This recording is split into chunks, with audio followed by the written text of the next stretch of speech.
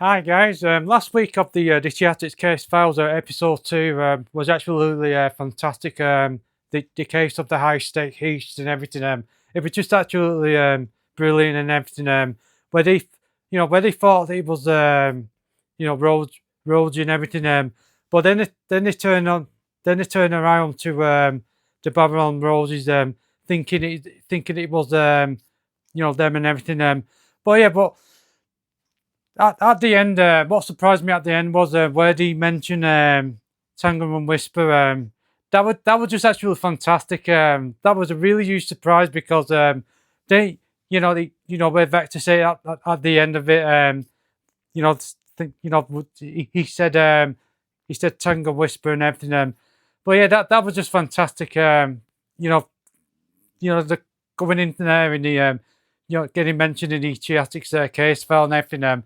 But yeah, it's going to be really interesting how the you know how they're going to be. I think they're going to be appearing in the in next week's episode. I believe so. I'm not too sure about it, but I think they're going. I think they're going to probably Tangle Whisper might be making an appearance next week in the next Chaotix.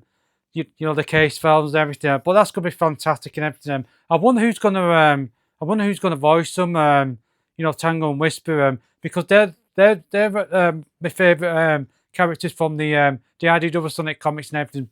But yeah, it's gonna be really interesting how it's how they're gonna voice those two and everything.